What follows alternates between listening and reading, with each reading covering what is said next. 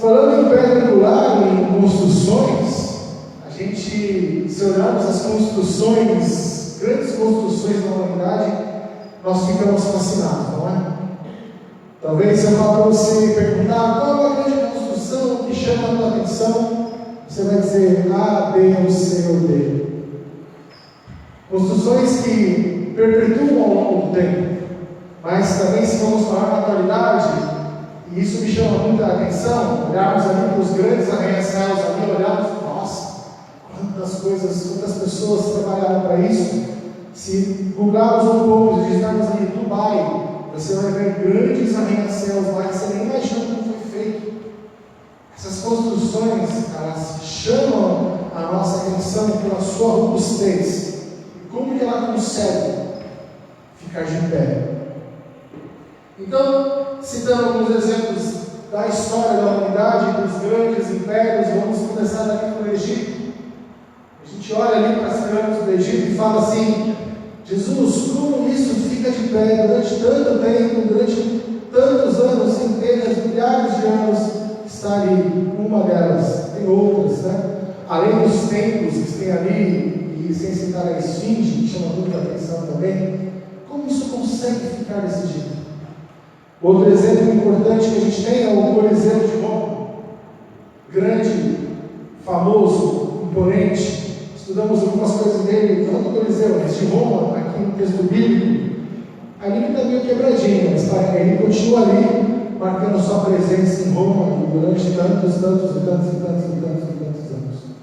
Um pouco mais antigo, se a gente for olhar ali, tem o Parthenon na Grécia. Suas ruínas estão ali, mas a estrutura está em pé. E o que a gente tem em comum dessas três grandes construções, e não só essa, mas tantas outras? O que chama a atenção para que essas construções permaneçam firmes durante tanto tempo? O fundamento é forte, a base é forte. Um prédio só se mantém de pé se ali o fundamento, a base, ou um termo técnico, a sapata, é forte. Ó, se não for forte, cai. Acho que os mais novos não vão lembrar, mas lembra daquele prédio que foi feito com areia da praia? Foi no Rio de Janeiro? Caiu. Caiu por quê? Porque a base não estava forte. Uma tragédia. Muitas vidas ali se perderam, pessoas perderam sua casa. E tantas outras situações que a gente vê por aí. A base é forte. E podemos utilizar a analogia em relação às grandes construções para a nossa fé. Para que a nossa fé seja duradoura, nosso fundamento deve estar em Jesus Cristo. Cristo deve ser o fundamento da nossa fé, para que ela permaneça firme.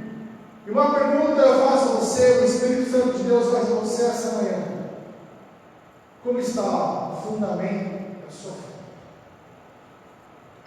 Como está a sua fé? E pensando nisso, nós vamos ali falar um pouquinho do texto base de 1 Coríntios 3, de 1 ao 15. Eu não vou por aqui, para que a gente possa exercitar a leitura bíblica. Amém, irmãos? Amém. Vamos quebrar o protocolo. Os outros estão aí, mas a base, use o celular, pegue a sua Bíblia, bonitinho. Eu estou usando a versão meio atualizada. Vamos lá. Eu, porém, irmãos, não pude falar a vocês como as pessoas espirituais, sim como as pessoas carnais, como as crianças em Cristo. Eles têm leite para beber, não pude alimentá-los com comida sólida, que vocês ainda não podiam suportar. Nem ainda agora podem, porque vocês ainda são carnais. Porque se há ciúmes e briga entre vocês, será que isso não mostra que são carnais e andam segundo padrões humanos? Quando alguém diz, eu sou de Paulo, e outro diz, eu sou de Apolo, não é evidente que vocês andam segundo padrões humanos? Quem é Apolo? E quem é Paulo?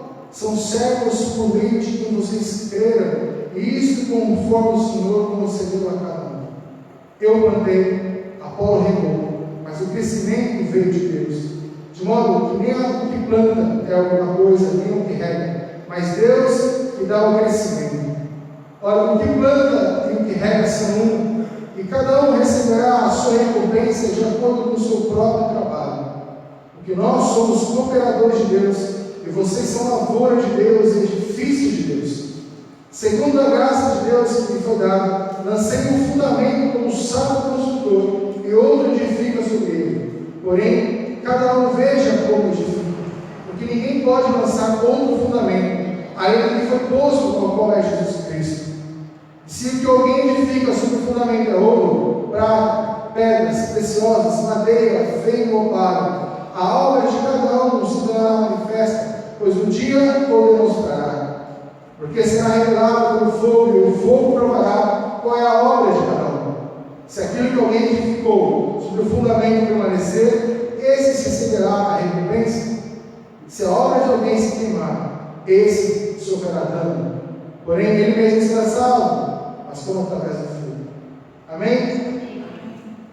Nas semanas anteriores, nós falamos um pouquinho sobre alguns elementos que caracterizavam a comunidade de Corinto. Comunidade rica, próspera, tinha um porto ali. Quem conhece um pouquinho da história sabe que os gregos ali naquela área tinham rotas comerciais, então os navios tinham que parar por ali, e onde tem um posto comercial tem muito dinheiro. E nas suas viagens, Paulo estabeleceu uma igreja, uma comunidade, e trouxe a palavra, para que ela assim perpetuasse e multiplicasse. E quando Paulo escreve a carta aos Coríntios, a carta, ela é como, naquela época, é como se a pessoa estivesse ali presente, falando para aquela pessoa. Nos dias de hoje, nós não usamos carta mais, temos o WhatsApp, e-mail, fazemos o FaceTime, falamos pessoalmente, usamos Meet. Isso mostra a pessoalidade na comunicação. Mas até 1990 ali, era comum as pessoas mandarem cartas. E era gostoso receber uma carta escrita à mão. Recentemente, algumas empresas de e-commerce, para mostrar mais pessoalidade para o consumidor ou o seu cliente, algumas delas escreveram uma carta à mão. Eu recebi uma dessas. E o impacto é diferente. Você vê que a pessoa parou, pensou, lembrou do meu nome. E a carta, ela tem essas características. Era a tecnologia da época. E ela foi assim durante muitos anos, até a criação da imprensa. Um ponto histórico aqui. Mesmo depois da imprensa, a carta tinha seu poder. Mas até então, a carta tinha esse poder de personalidade. E Pedro e Paulo, então, estão ali falando da igreja de Corinto. Falamos também sobre a importância de termos uma vida, as nossas vidas com a sabedoria de Deus. É muito bem colocado. Paulo trouxe essa questão à igreja de Corinto. No texto que acabamos de ler, Paulo exorta a igreja de Corinto para que sua fé não se apoie em conhecimento humano, desejando que os crentes tenham um relacionamento íntimo e espiritual com Deus, e não uma mera religião como a dos fariseus e saduceus. Conheciam todas as leis de Moisés, e conheciam todos os atributos de Deus, mas a sua fé não era somente fundamentada no Filho de Deus, Jesus Cristo, ou até mesmo no próprio Deus. Ele tinha sempre Deus e mais algumas coisas. Paulo chama a igreja de Corinto de carnais, porque havia divisões e inveja entre eles, seguindo então os padrões humanos, ou seja, eles perderam o foco em Jesus. E é normal, quando nós estamos numa comunidade, nós temos afinidade, ou nós nos identificamos com alguma pessoa ou com algum líder. Isso só não acontece na igreja, acontece no nosso trabalho. As pessoas nos inspiram pelo modo como elas falam, pelo seu conhecimento, ou até mesmo a forma como elas conduzem situações a qual nós estamos em desenvolvimento. Isso gera proximidade. Entretanto, em algumas situações, como essa de Corinto, e até mesmo em algumas igrejas, a essência daquilo que eles estavam vivendo, ou do chamado que Deus tinha para aquela igreja, é substituída pelo convencimento de A, B ou C. Então, a direção e o foco a que tanto Paulo prega, porque Paulo é cristocêntrico, Cristo é o centro do coração de Paulo em todas as suas ações, desde que Deus nos chama, são direcionadas para aquilo que Deus tem colocado na sua vida. E é essa a base de ensinamento de Paulo em todas as igrejas e em todos os pontos a qual ele falou do amor de Deus. Em algum momento, então, a igreja de Corinto,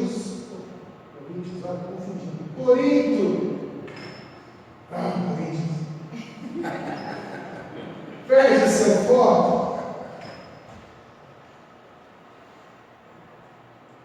Paulo nos adverte da importância de edificarmos as nossas vidas sobre um fundamento sólido, que é o próprio Cristo Jesus. E, pensando nisso, muitas coisas podem tirar o foco da nossa fé. E aí eu quero fazer a brincadeira aqui. Quando nós aceitamos a Cristo e vivemos Ele como nosso Salvador, nós começamos a nos inspirar naquilo que Cristo representa para nós. A transformação, no amor, na liberdade que temos de sermos quem nós somos em Deus, sem acusação, livres do pecado. Voltamos então a andar no jardim com o Senhor, ouvindo a voz de Deus, e ali estabelecemos um relacionamento com o Pai, formando então uma base. E à medida que vamos evoluindo, e à medida que vamos crescendo, à medida que vamos aprofundando este relacionamento com o Senhor, passando da fase do leite, indo para o alimento sólido, passamos então a ter a nossa fé edificada e restaurada pelo poder de Deus. E assim é a nossa vida cristã. Caminhamos, choramos, rimos, nos alegramos, mas não paramos. E Jesus é o foco de todas as coisas. E esta mesma mensagem foi a mensagem que foi pregada. Vou parar aqui, senão vou ficar brincando isso aqui até o final do culto. Mas está bom, essa torre está linda, e é isso. Passamos então a nossa vida, e esse mesmo ensinamento foi feito para a igreja de Corinto, sobre a essência de quem é Jesus. E como eu disse, muitos fatores podem tirar o foco da nossa fé, circunstâncias que envolvem a nossa vida, assim como na igreja de Corinto, decepções, perdas, até uma mudança de condição financeira, e muitas vezes a nossa confiança em homens, como eu disse. Por muitas vezes as circunstâncias irão acontecer na nossa vida e buscarão tirar nosso foco. Nosso ânimo é roubado, a força é perdida, e a afirmação da alegria, a alegria do Senhor é a nossa força, se torna apenas uma frase. Complemento ainda.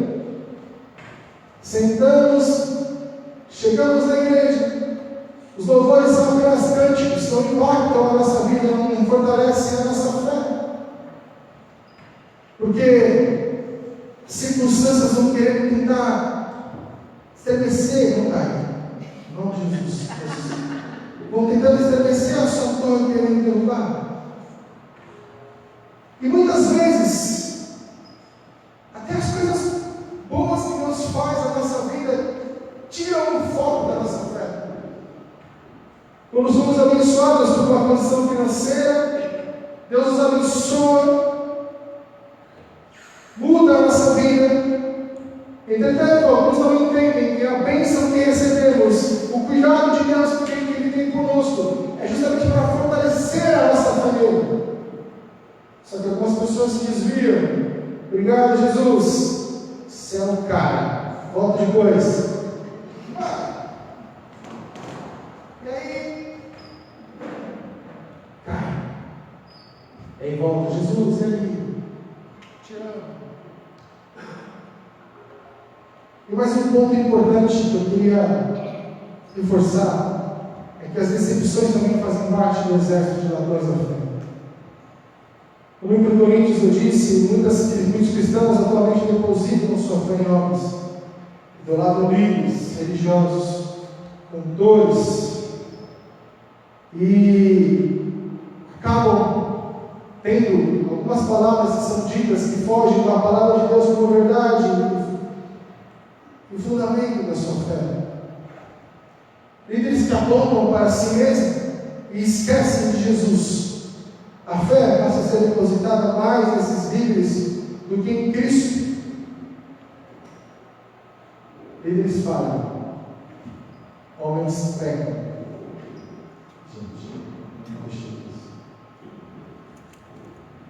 E aí, quando nós encontramos com essa realidade, temos uma decepção e a nossa fé é roubada. Por quê? Porque a base já não é Jesus. E aí, a nossa vida fica assim, ó, tudo bagunçado, porque a base não é sólida. E aí é o processo de reconstrução começa. É dolorido. Temos que novamente, primeiro reconhecer o nosso erro, lembrar do primeiro amor, e voltar aos primeiros passos. Filipenses 13, 14 diz assim: irmãos, quanto a mim não julgo havê-lo alcançado, mas uma coisa faço, esquecendo-me das coisas que ficam para trás e avançando para as que estão diante de mim, prossigo para o alto, para o prêmio da soberana vocação de Deus em Cristo Jesus. Amém? Essa é a essência do coração de Paulo. E é essa essência que fala à igreja de Corinto, aos Filipenses, aos Efésios, Gálatas e todos aqueles atores de teu Pai que não conhecem a Jesus. Ei, Jesus te ama, cara. Ele pode mudar a sua vida. Ele pode transformar o seu coração. Entenda que Deus entregou o seu Filho amado na cruz para morrer por mim e por você.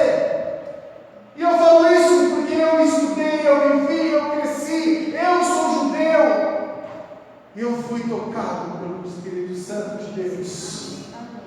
Essa força que Paulo tinha no seu coração, e essa é a exortação que Paulo traz ao coração da igreja de Corinto. Jesus te ama.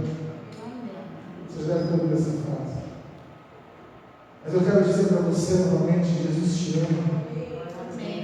Essa é uma frase tão poderosa, tão impactante. Tudo nós vivemos a sua essência. Jesus começa a transformar a nossa base, a nossa estrutura. Nesse amor, nós fomos transformados, livres nos tornamos para adorá-lo, salvos em Cristo, passamos a compor o exército de Deus. Agora, como cooperadores de Deus, fomos chamados para falar desse amor, e não somente falar, e sim praticar. Através do Espírito Santo, temos um relacionamento íntimo com o Senhor, algo poderoso e tremendo. Nossa fé é fundamentada única e exclusivamente em Jesus Cristo. A edificação construída sobre esse fundamento gerará frutos e mais frutos para a honra e glória do nome do Senhor. E é isso que Paulo nos ensina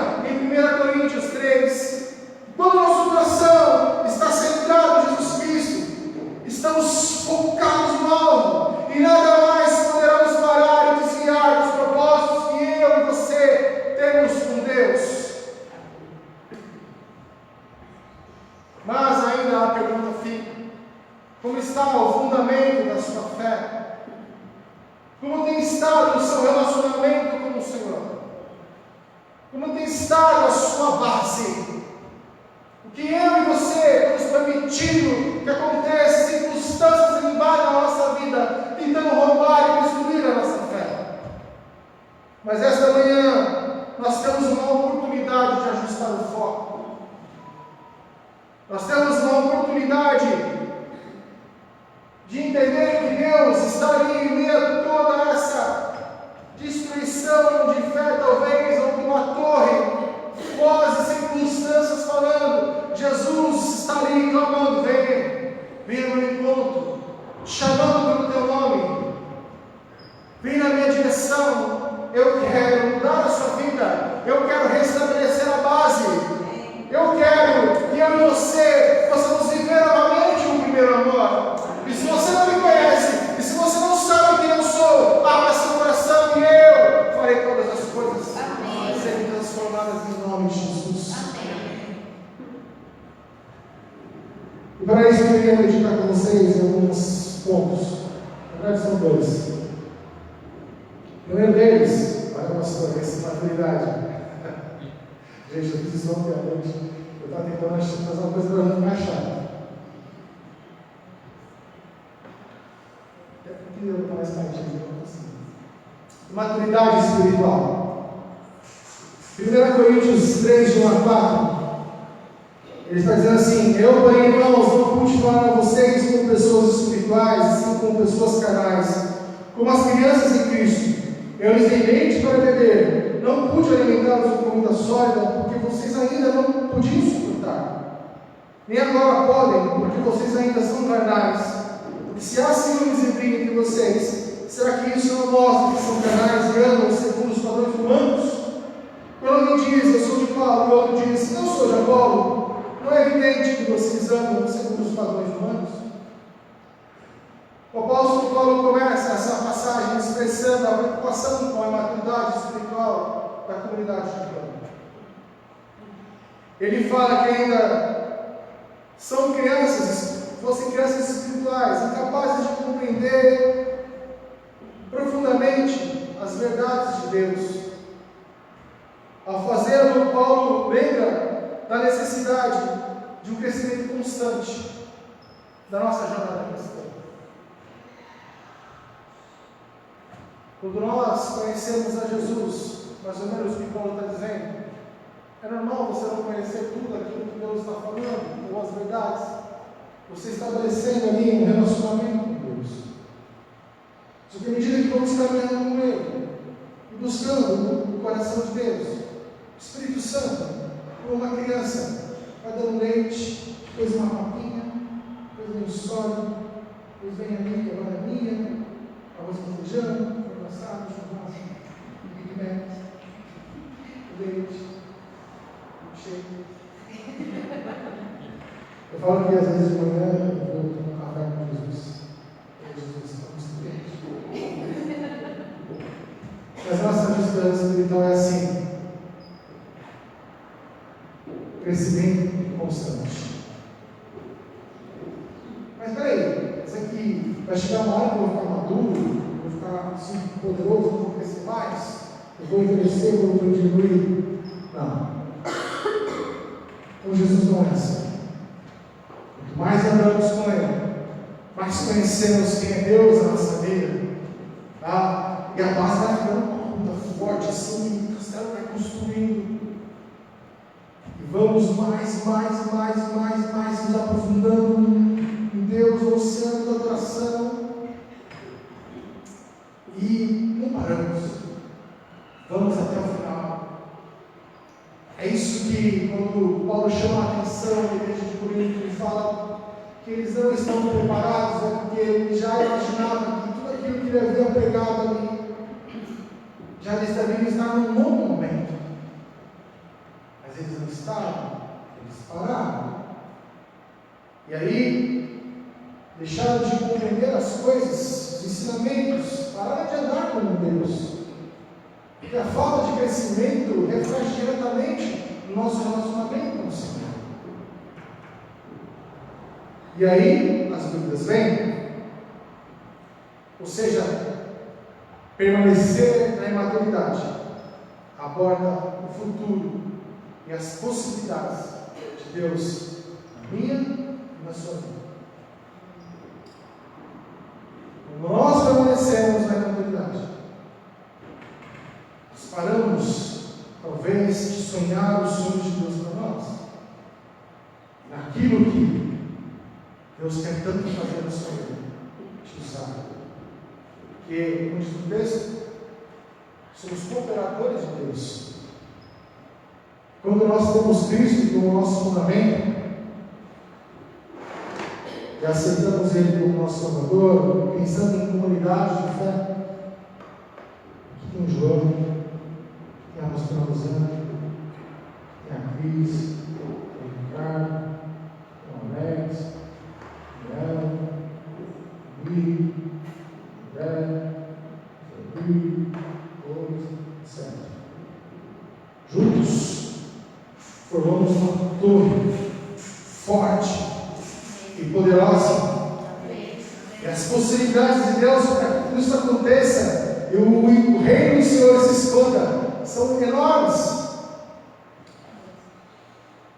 Nós precisamos entender a nossa parte em tudo isso, onde Deus opera todas essas coisas em volta, e não só isso, o que Deus pode fazer talvez na sua vida e para a sua vida. Mas se nós paramos na maturidade, continuaremos ali embaixo, um monte de pedras soltas, que toda hora sobe 3 níveis e cai de novo. Não evoluímos. Paulo fala em Efésios, ele fala um pouquinho sobre isso. Desculpa o texto grande, gente, mas é que eu não queria quebrar em vários slides, não vou ler para vocês. E ele mesmo concedeu uns para apóstolos, outros para profetas, outros para evangelistas e outros para pastores e mestres, com vistas ao aperfeiçoamento dos santos, para o desempenho do serviço, para a edificação do corpo de Cristo, até que todos cheguemos à unidade de fé e do pleno conhecimento do Filho de Deus, ao estado de pessoa madura, à medida da estatura e plenitude de Cristo, para que não sejamos como crianças, arrastados pelas ondas e levados de um lado para outro, por qualquer vento de doutrina, pela artimanha das pessoas, pela astúcia que conduzem ao erro, mas seguindo a verdade em amor, cresçamos em tudo aquele que é a cabeça, Cristo, de quem todo o corpo, bem ajustado e consolidado, pelo auxílio de todas as juntas, segundo a justa cooperação de cada parte, efetua seu próprio crescimento para a edificação de si mesmo em amor. Amém. É isso. É exatamente isso que Paulo fala aos Efésios, e também estava falando com Coríntios. Precisamos crescer. Precisamos amadurecer. E como um corpo que funciona perfeitamente, somos um em Cristo, que é o cabeça. E quando nós buscamos esse amor, não só realizamos coisas extraordinárias no reino de Deus, mas a nossa vida é transformada, e os sonhos que Deus tem para mim e para você são os sonhos dele, a vontade dele, que é boa, perfeita e agradável, porque nós estamos vivendo no amor de Deus. E somente isso é suficiente. Se nós não entendemos o poder que é o amor de Deus na nossa vida, se nós não entendemos o quão essencial é termos Jesus Cristo em nossa vida como fundamento da nossa fé, seremos frustrados. Teremos uma vida raquítica diante de Deus. Passaremos então a nos saciar somente com a misericórdia, com a graça de Deus nos faz fortes, unidos como um só corpo. A condição para termos uma fé duradoura é vivermos a plenitude dos propósitos de Deus em nossas vidas. Isso é a maturidade. Para que possamos viver os propósitos de Deus na nossa vida, para termos uma fé duradoura, uma obra duradoura, precisamos seguir no caminho da maturidade. Que a imaturidade vai trazer alguns pontos, eu vou dizer para você. Quando nós permanecemos na maturidade, nos desviará do caminho do crescimento e seremos mantidos na superficialidade em nosso relacionamento com Deus. E o que mais me assusta nos tempos de hoje, na igreja do Senhor, é que algumas pessoas se contentam de viver nessa superficialidade. Se contentam em saciar a sua consciência, abandonando Cristo e perdendo totalmente o foco. O próprio Jesus disse que caminhar com Ele não seria fácil, teríamos aflições, mas o Filho de Deus, o próprio Deus, disse assim: ei, tem de bom ânimo, porque eu venci o mundo. Então, ou seja, se você crescer em mim, se você permanecer em mim, e eu for a base da sua vida, não há luta, não há barreira, não há tempestade que poderá te impedir. Porque essa é a essência da nossa fé. Mas infelizmente, alguns cristãos querem realmente ficar no raso, sentadinho, ir na praia, pegando uma conchinha, no sol. Gostoso, mas tem umas costas, né? Vai ficar doente. Já fiquei, visão. Ficar sem ali, ó. E não é isso que Jesus quer. O Espírito Santo de Deus fala assim: ei, vem comigo, vem andar sobre as águas, vamos mergulhar no fundo da adoração. Se você acha que você me conhece, vou te mostrar mais. Busca, mas aí Jesus vai cantar: ei, eu sou o ar que te respira, eu vou trazer um pular aos seus pulmões e vou te mostrar coisas que você não conhece. Você gerará frutos por a minha obra, para que glorifiquem o meu nome. Você é meu filho. Deus não chamou para ficar no raso, Deus nos chamou para mergulhar no profundo da adoração. É muito similar com o que na semana passada falei um pouquinho sobre Pedro. É impressionante que a fé de Pedro ali não foi questionada, mas ele precisava ter um encontro com o Senhor. Ele precisava ter ali o seu coração transformado. Ele precisava talvez jogar um pouquinho de cimento na base da sua fé. Ele falou: eu conheço você, Jesus. Eu conheço essa voz. Se você é o Jesus que fez tudo aquilo que eu acredito, me chama aí. Jesus fala: vem, filho. Vem que eu sou Deus. Ele teve uma experiência maravilhosa, profunda. Não foi um milagre, foi o modo como Jesus fez. E é esse modo surpreendente que Deus faz que nós tenhamos a maturidade comum. Não nos permite ficar na superficialidade. Sai do raso. Segundo ponto importante de que, se nós permanecermos na maturidade, fará que sejam tomadas decisões destruidoras na sua vida. Na palavra de Deus temos alguns exemplos de pessoas que tomaram decisões destruidoras. A primeira delas foi Sansão. Deixou ali que as circunstâncias roubassem a sua fé. E vocês conhecem a história. Agora, uma pessoa que mais me impressiona foi Davi. O modo como que Deus chamou aquele homem. Deus chamou ele para a luta e ele enfrentando Golias, mergulhando. Mas ele vacilou. A sua maturidade espiritual fez com que ele tomasse uma decisão e trouxe consequências, apesar de ele se arrepender posteriormente. Se você não conhece a Deus, se você se limita a ficar no raso, quando vier algo na sua vida que exige que você tome uma decisão, você não consulta o Senhor, não busca uma direção, decisões destruidoras podem tomar conta da sua vida. Por isso, saia da maturidade. E o último ponto importante sobre esse tipo aqui é a maturidade rouba os planos de Deus na sua vida. Deus pode fazer muito mais. Só que a gente não sabe quem é Deus, os planos dele. não dão continuidade, porque ele vai ter que reconstruir tudo de novo, reconstrói, e fica naquele ciclo. A maturidade fortalece o fundamento da nossa fé, porque sabemos quem é Deus, e quem somos para com Ele. Quando nós nos aprofundamos em Cristo, quando nós nos aprofundamos no conhecimento do Senhor, quando nós estabelecemos um processo de crescimento maduro, fortalecemos nossa fé, passamos a conhecer quem é Deus e quem nós somos em Deus. Você é filho de Deus. Você é filho de Deus.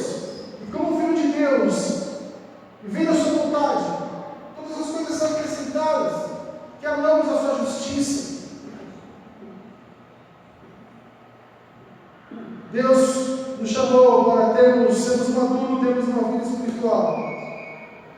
O Espírito Santo tem um alimento sólido que nos leva a experiências espirituais profundas. E a maturidade nos prepara para vencermos, passar pelas tribulações. Por isso, avance, busque no Senhor, estabeleça uma base sólida e cresça no Senhor. O segundo ponto que eu queria falar com vocês esta manhã, que é sobre o fundamento que é Jesus Cristo.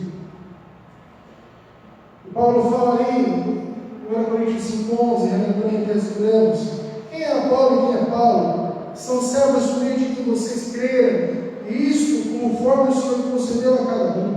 Eu plantei, Apolo regou, mas o crescimento veio de Deus, de modo que nem a planta é alguma coisa, nem o que rega, mas Deus que dá o crescimento. Ora, a planta e o que rega são um, e cada um receberá a sua recompensa de acordo com o seu próprio trabalho, porque nós somos cooperadores de Deus, e vocês são lavoura de Deus, edifício de Deus. Segundo a graça de Deus que me foi dada, lancei o fundamento como sábio construtor, e outro edifica sobre ele. Porém, cada um veja como edifica, porque ninguém pode lançar outro fundamento, além do que foi posto, a qual é Jesus Cristo. Paulo utiliza a imagem do edifício para ilustrar o fundamento, a importância de termos um fundamento, uma base sólida. Ele destaca que somos cristãos, cooperadores de Deus, edificando a igreja sobre o único lançamento verdadeiro, que é Jesus Cristo. Podemos plantar, podemos regar, podemos adubar a terra, e todas essas ações são importantes para a lavoura. Assim como a igreja, podemos evangelizar, podemos discipular, podemos ensinar, podemos pregar, podemos fazer tantas outras coisas para Deus, mas é Ele quem dá o crescimento. Deus não precisa de ajuda. E que isso ficou muito claro no meu coração nesse texto. Deus não precisa de ajuda. Ele nos dá o privilégio de sermos cooperadores dele. Por isso que quando nós chegamos à casa de Deus, vemos tantas coisas para fazer e trabalhar, isso é privilégio. Isso vence toda e qualquer obrigação que possa roubar o amor do seu coração ou abalar a sua fé. Às vezes vem um cansaço, claro. Essa semana é difícil. Aí tem que ir sábado aqui, ensaiar, escutar música. Aí tem que ir à noite. Sábado de manhã também. Depois o pastor Mito faz almoço para falar de outras coisas de igreja. Durante a semana ele não me deixa quieto. Sabe por que ele faz isso? Para ele servir ao Senhor muito grande. Amém. E é isso que eu aprendo com eles, nossos pastores. Eu não vou dizer para você que sempre foi assim na minha vida. Eu também quero ficar na minha casa, de na minha cama, assistir uma série. Uma delícia fazer isso. Gostosinho. Às vezes passando no São Clube, fala assim: hoje é o dia da bagunça. Vou comprar só uma besteira. Não é gostoso? primeiro lugar na nossa vida.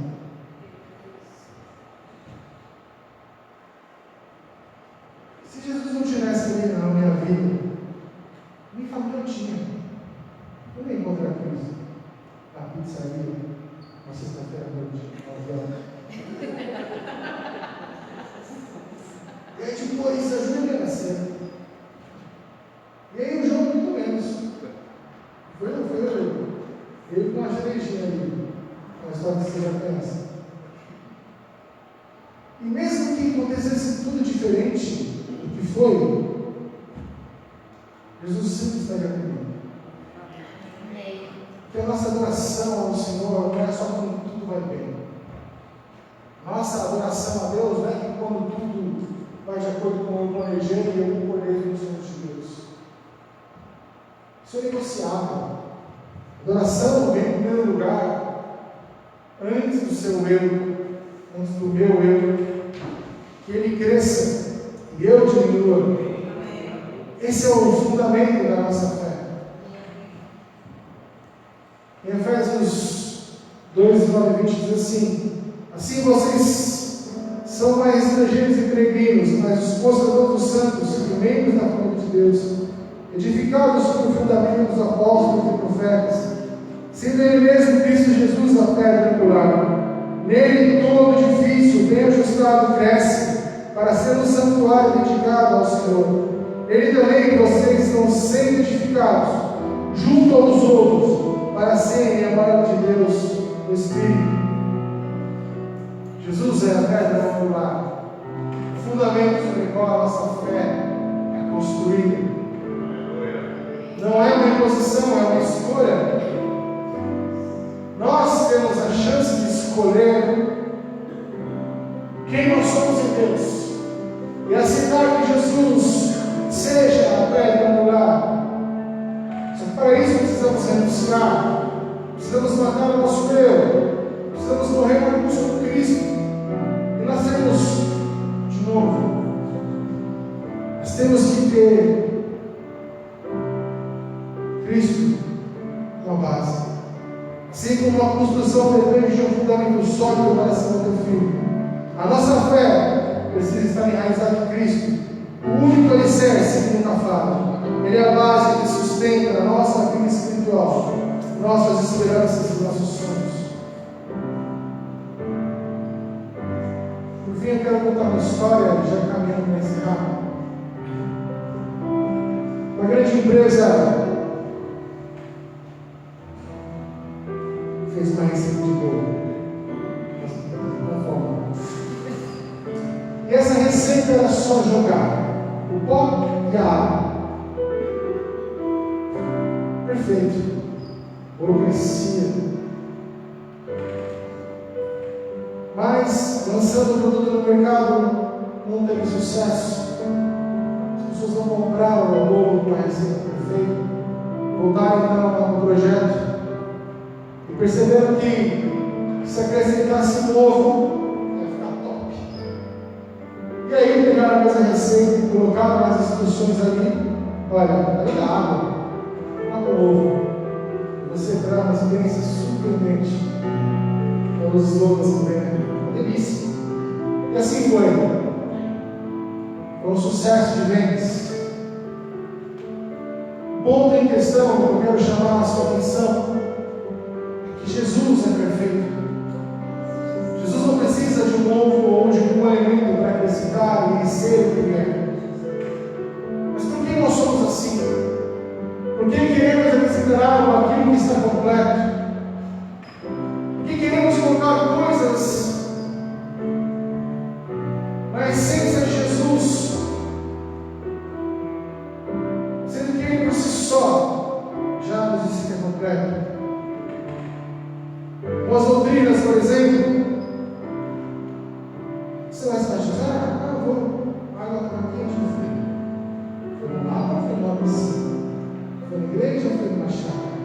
O que importa onde foi? O que importa se a água fria ou quente? O novo nascer com Cristo já é a essência. E aí, irmão? Quantas aulas você ganhou para Cristo esse ano? O que importa quantas aulas você ganhou? quantidade. Mas Jesus se importa naquilo que está no seu coração, e naquilo que você está falando, se é 1, se é 10, se é 1000 pessoas. O Espírito Santo sabe como Ele está agindo na sua vida. E tantas outras coisas, irmãos.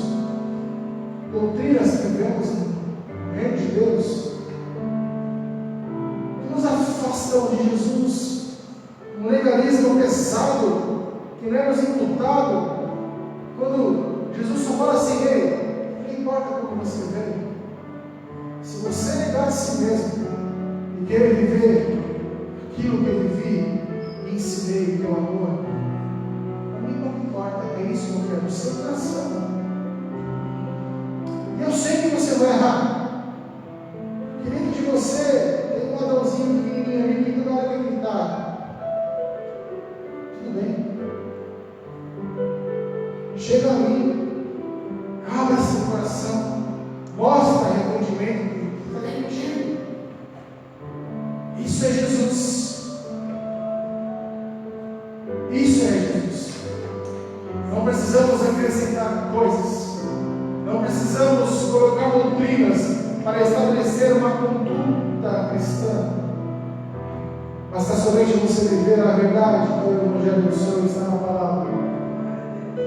Se arrepender, ter uma vida santa com Deus, de busca intermitente, de um crescimento constante, amando a sua justiça.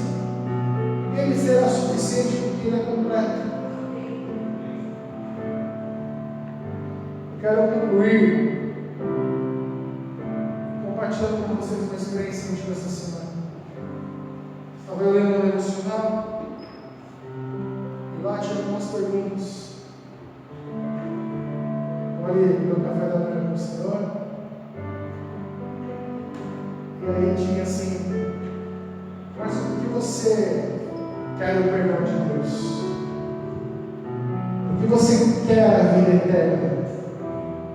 Por que você quer desfrutar de Deus agora? Por que você quer desfrutar de Deus agora e para sempre? Eu fiquei com aquilo na minha cabeça, assim: eu quero o perdão de Deus. Jesus não está falando só uma questão de perdão, que eu sinto importante, mas que algo aí, aquilo ficou no meu coração durante o dia. Uma outra perguntinha para tirar essa dúvida. Se o meu amor é importante, indispensável na sua vida, por que você permite que circunstâncias abalem a sua fé, colocando um freio de mão nos sonhos e propósitos que eu tenho na sua vida? Foi isso que o Senhor falou comigo nessa semana. Quem eu sou para você?